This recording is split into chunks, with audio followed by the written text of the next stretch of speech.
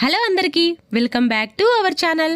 ఎంతో ఆరోగ్యానికి మేలు చేసే రాగితోటైతే ఈ రకంగా హల్వాని చేసుకోండి, చాలా బాగుంటుందండి.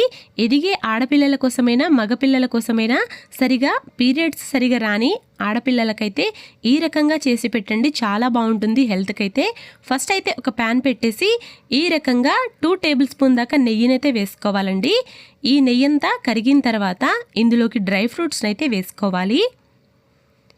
ఈ డ్రై ఫ్రూట్స్ అనేవి బాగా ఫ్రై అయిన తర్వాత వీటినైతే పక్కకు తీసుకోవాలి.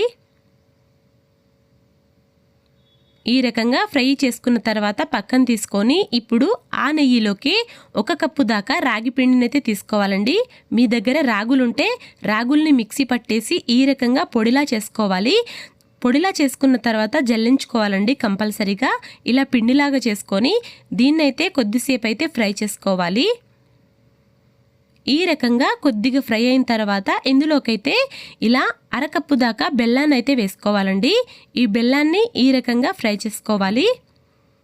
ఈ బెల్లం అనేది ఇందులోకైతే తొందరగా కరిగిపోదండి. ఇందులోనే కొద్దిగా నెయ్యి వేసేసి ఇలా ఫ్రై చేసుకోవాలి. ఇప్పుడు మనం ఇందులోకైతే పాలు వేసుకోవాలి.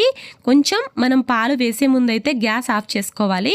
కొద్దిగా చల్లారిన తర్వాత ఇందులోకి ఇలా చిన్న కప్పుతోటి 3 కప్పుల దాకా పాలనైతే వేసుకున్నాను. మీరు కావాలంటే పాలను ముందుగా వేసుకొని బాగా కలిపేసుకొని తర్వాత బెల్లాన్ని వేసుకొని కరిగించుకుంటే సరిపోతుందండి. ఈ రకంగా పాలనైతే పోసుకోవాలి. ఇలా పోసుకున్న తర్వాత బాగా కలిపేసుకోవాలండి. ఉండలు లేకుండా కలిపేసుకొని ఇప్పుడు స్టవ్ అయితే ఆన్ చేసుకోవాలి. మీడియం ఫ్లేమ్లోనే స్టవ్ ఆన్ చేసుకొని బాగా కలిపేసుకొని లోపలున్న బెల్లం మొత్తం కరిగే వరకైతే ఉడికించుకోవాలండి. మీరు కావాలంటే ఇందులోకి కొద్దిగా ఇలాచీ పౌడర్ కూడా వేసుకోవచ్చు. ఈ రకంగా దగ్గర పడేదాకా బాగా ఫ్రై చేసుకోవాలి. కింద అయితే మీడియం ఫ్లేమ్లోనే గ్యాస్ పెట్టేసి ఈ రకంగా చేసుకోవాలండి. ముద్దలాగా ప్రిపేర్ చేసుకోవాలి.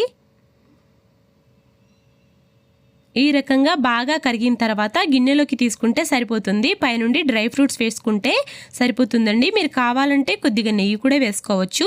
ఈ రకంగా ఎంతో ఆరోగ్యకరమైన రాగితోటైతే ఇలా హల్వా చేసుకోండి, చాలా బాగుంటుందండి. ఆరోగ్యానికి చాలా బాగా మేలు చేస్తుంది. నా వీడియో నచ్చితే మాత్రం సబ్స్క్రైబ్ చేయడం మర్చిపోకండి. Thank you.